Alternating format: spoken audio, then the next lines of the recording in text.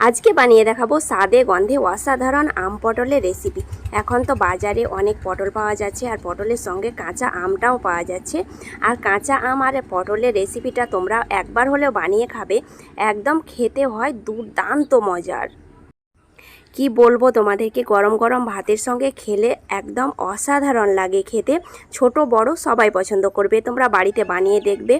আর বানানো খুবই সহজ, 2-3টে উপকরণ দিয়ে খুব সহজে বানিয়ে নিতে পারবে। তার জন্য আমি এখানে 6-7টা মতো পটল নিয়েছি। পটলের পাতলা অংশটাকে চাকু দিয়ে চেঁচে নিলাম। তোমরা বটি দিয়েও খোসাটাকে ছিলে নিতে পারো, তোমাদের ইচ্ছে মতো এটা করবে, কিন্তু এই রকম করলেও রান্নাটা খেতে দারুণ ভালো লাগে। এরপরে আমি একে একে পটলগুলোকে একই রকমভাবে দেখো খোসাটাকে চেঁচে নিয়েছি। তারপর 2 পাশটা একটু কেটে নেওয়ার পরে জল দিয়ে ভালোভাবে পরিষ্কার করে নিচ্ছি। কেটে নেওয়ার পরে যদি জল দিয়ে পরিষ্কার করো তাহলে পটলের মধ্যে জলটা বেশি ধরে নেয়, তাই আগে জল দিয়ে পরিষ্কার করার পরে তোমরা কেটে নেবে পটলটাকে। আর এখানে আমি কাঁচা আম নিয়েছি, কিন্তু একদম কাঁচা আম পাওয়া যায়নি, একটু ভিতরটা একটু হলুদ হয়ে গেছে, তাতে কোনো প্রবলেম হবে না।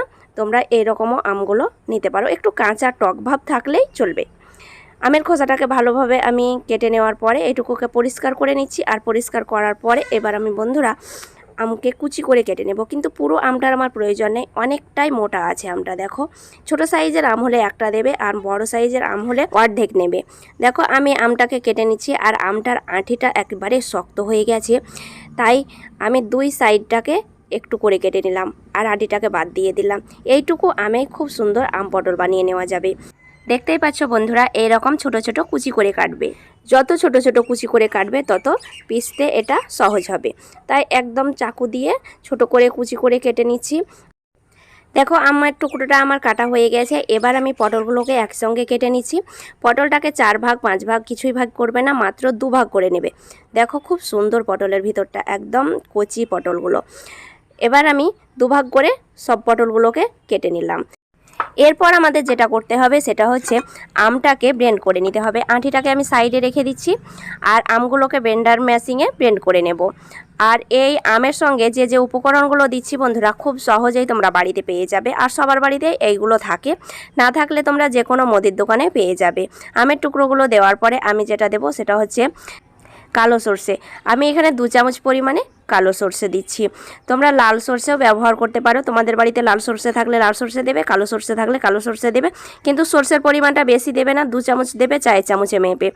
আর এখানে নিয়েছি 2টো কাঁচা লঙ্কা আর 4 টুকরো মতো আদা, ছোট ছোট টুকরো করে, আর কিছু পরিমাণ জল দিয়ে ভালোভাবে ব্লেন্ড করে নেব।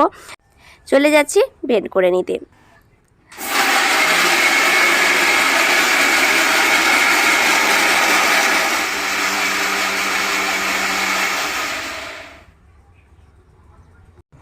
আমার সর্ষেটাকে ভালোভাবে আমি ব্লেন্ড করে নিয়েছি। দেখো একদম পেস্টটা খুব সুন্দর হয়েছে। এইভাবে তোমরা পেস্ট করে নেবে, শিলনোড়াতেও পেস্ট করে নিতে পারো খুব সুন্দরভাবে। আর 1 চামচ পরিমাণে দিয়ে দিচ্ছি সর্ষের তেল।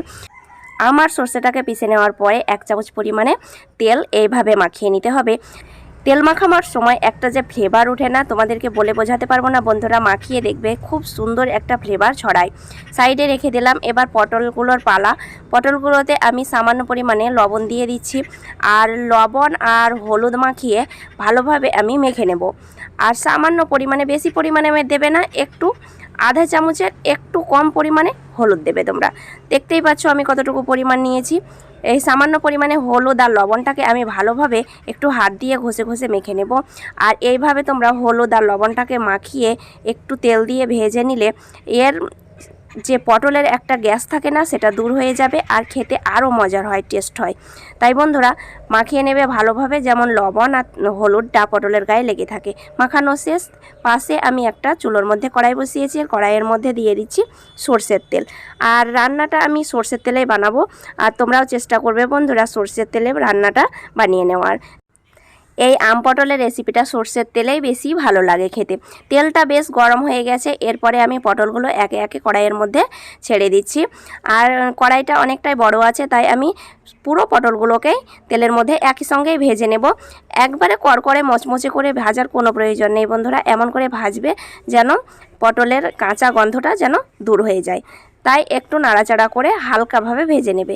আঁচটাকে এই পর্যায়ে আমি মাঝারিতেই রেখেছি, খুব একটা বাড়িয়ে দেবে না, তাহলে আবার পুড়ে যাবে। তাই এপাশ ওপাশ আমি ভালোভাবে কাঁচা স্মেলটা দূর করে দিচ্ছি। আর দেখো আঁচটাকে একবার আমি বাড়িয়ে দিচ্ছি, আবার কমিয়েও দিচ্ছি। এইভাবেই তোমরা ভেজে নেবে। এক পাশ হয়ে গেছে, আমি আর এক পাশ করে দিয়েছি। আর দুই পাশ ভালোভাবেই দেখো একটু কালার করেই ভেজে নিয়েছি। এইভাবে তোমরা একটু কালার করে ভেজে নেবে। আর এইভাবে ভেজে নেওয়ার পরে আমি পটলগুলোকে তুলে নিচ্ছি। খুব একটা ভাজতে যাবে না, একদম মচমচে করকরে করে ভাজার কোনো প্রয়োজন নেই। একটা প্লেটের মধ্যে এবার আমি তুলে সাইডে রেখে দেব। আর একই কড়াইয়ের মধ্যে আমি বাকি রান্নাটা করে নেব। কড়াই চেঞ্জ করার বা কড়াইটাকে জল দিয়ে পরিষ্কার করার কোনো প্রয়োজন হবে না। দেখো তেল অনেকটাই রয়ে গেছে কড়াইয়ের মধ্যে, আবারও আমি পরিমাণ মতো তেল দিয়ে দিলাম। তোমরা যে পরিমাণে তেলটা বাড়িতে ব্যবহার করো সেই পরিমাণেই তেল দেবে। এবার তেলের মধ্যে যে উপকরণটা লাগবে সেটা হচ্ছে কালো জিরে। দেখো আমি আধা চামচ পরিমাণে কালো জিরে অ্যাড করে দিচ্ছি। এই কালো জিরেটা আম পটলের মধ্যে দারুণ স্মেল ছড়ায়, আর এই কালো জিরেটা ভালোও লাগে খেতে। তাই আধা চামচ পরিমাণে কালো জিরে দিয়ে আমি নাড়াচাড়া করে নেব। আর দুটো সঙ্গে দিয়ে দিলাম কাঁচা লঙ্কা। আমি দুটো কাঁচা লঙ্কা বেটে দিয়েছি, আর দুটো কাঁচা লঙ্কা তেলের মধ্যে দিয়ে দিলাম। তোমরা একটু বেশি ঝাল পছন্দ করলে আরও দুটো কাঁচা লঙ্কা কেটে দেবে। আর এখানে আমি গুঁড়ো লঙ্কা অ্যাড করব না, কাঁচা লঙ্কা দিয়েই রান্নাটা বানাবো। আর আমি গুঁড়ো লঙ্কাটা বেশিরভাগ রান্নাতে ব্যবহার করি না, কাঁচা লঙ্কা ব্যবহার করি। আর তেলের মধ্যে আমি পরিমাণ মতো হলুদ দিয়ে দিলাম, আর 1 চামচ পরিমাণে কাশ্মীরি লাল লঙ্কার গুঁড়ো। এতে কালারটা খুব সুন্দর হবে। আর তেলের মধ্যে হলুদ আর কাশ্মীরি লঙ্কাটা দিয়ে একটু নাড়াচাড়া করে নিলে কালারটা বেশি রান্নাতে সুন্দর আসে। একটু জল দিয়ে দিলাম, মশলাটা যেন না লেগে যায় বা পুড়ে যায়। একটু মশলাটাকে ভালোভাবে কষে নিতে হবে। আর আঁচটাকে এই পর্যায়ে একটু মাঝারিতে রেখে মশলাটাকে কষে নেওয়ার পরে পটল ভাজাগুলো আমি দিয়ে দিলাম। পটল ভাজাটাকেও আমি কিছুক্ষণ কষে নেব তেলের সঙ্গে ভালোভাবে কষে নিলে রান্নার টেস্টটা অনেকটাই বেড়ে যায়। কিছুক্ষণ কষে নেওয়ার পরে দিয়ে দিচ্ছি স্বাদমতো লবণ। আগে আমি লবণ দিয়ে ভেজেছিলাম, তাই পরিমাণ মতো বুঝে লবণটা অ্যাড করবে তোমরা। আমি ছোটো চামচের 1 চামচ লবণ দিয়েছি। আর দেখতে পাচ্ছ সামান্য পরিমাণে চিনি দিয়ে দিলাম স্বাদটাকে ব্যালেন্সে আনার জন্যে। আর তোমরা চিনি পছন্দ না করলে দেবে না, কিন্তু চিনি দিলে বন্ধুরা রান্নার টেস্টটা অনেকটাই বেড়ে যায়। হয়তো তোমরা ভাববে যে চিনি দিলে স্বাদটা হয়তো খারাপ হয়ে যাবে কি, কিন্তু একবার ট্রাই করে দেখবে। চিনি দিলে রান্নাতে খুব স্বাদটা বেড়ে যায় বা ব্যালেন্সটা ঠিক থাকে। এবার আমি দিয়ে দিলাম পরিমাণ মতো জল। আর জলটা এতটা পরিমাণ দেবে যেন পটলগুলো ভালোভাবে সেদ্ধ হয় আর পটলগুলো জলের মধ্যে একদম ডুবো ডুবো হয়ে থাকে। সম্পূর্ণ ডুবে নয়, ডুবো ডুবো হয়ে থাকে, সেই পরিমাণ জল দেবে। আর আঁচটাকে একেবারে কমিয়ে দিয়ে আমি 4-5 মিনিট মতো জাল করে নেব। 4-5 মিনিট পরে এবার আমি ঢাকনা খুলে দেখে নিচ্ছি। দেখো জলটা অনেকটাই টেনে নিয়েছে, আর পটলগুলো খুন্তি দিয়ে একটু চাপ দিচ্ছি, তার নরম হয়ে গেছে, মানে প্রায় সেদ্ধ হয়ে গেছে। 90% সেদ্ধ হয়ে গেছে। সেই সময়তে আমি এই পেস্টটা দিয়ে দিচ্ছি। আর পেস্টটা আমি সম্পূর্ণই দিয়ে দেব। পেস্টটা দেওয়ার পরে অনেকটাই ঘন হয়ে যাবে রান্নাটা, তাই আমি পেস্টটাকে দিয়ে ভালোভাবে পটলটাকে কষে নেব। দেখো একটা থকথকে মনে হচ্ছে, আর একটু কষে নিতে হবে। আর সর্ষে দিয়ে যেহেতু আমটাকে বেটেছি, তাই সর্ষেটাকে বেশি জাল করে নিলে তেঁতা ভাব মনে হয়। তাই সর্ষে দেওয়ার পরে বেশি একদম ফুটিয়ে জাল করা যাবে না। আঁচটাকে একেবারে লোতে রেখে প্রায় 4 মিনিট মতো জাল করে নেব। আর এই আমের বাটিটা ধুয়ে আবারও আমি কিছুটা জল দিয়ে দিলাম। জলটা দেওয়ার পরে একটু নাড়াচাড়া করে নেব। অনেকটাই মাখা মাখা ছিল।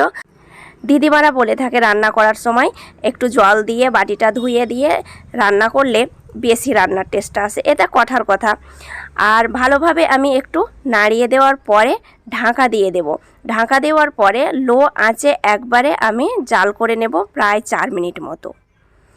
4 মিনিট পর ঢাকনা খুলে দেখে নেব। দেখো বন্ধুরা একদম মাখা মাখা হয়ে গেছে, থকথকে। আর এই আম পটলের রেসিপিটা থকথকে খেতেই দারুণ লাগে। দেখবে বন্ধুরা তোমরা বাড়িতে ট্রাই করে।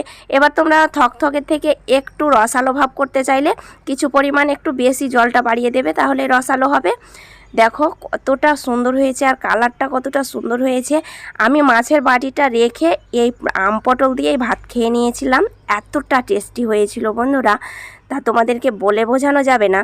আর এত রসালো, এত মাখা মাখা, টক ঝাল মিষ্টি একদম পটল রান্না আমি কখনো খাইনি, প্রথমবার খেয়েছি। একটা প্লেটের মধ্যে পরিবেশন করছি। আর খেতে হয়েছিল দুর্দান্ত মজার, বাড়ির সবাই পছন্দ করেছিল।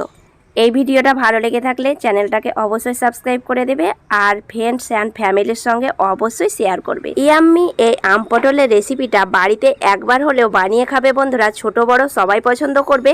আর গরম ভাতের সঙ্গে তো অসাধারণ লাগে। আজ এই পর্যন্তই, ভালো থাকবে, সুস্থ থাকবে, ধন্যবাদ।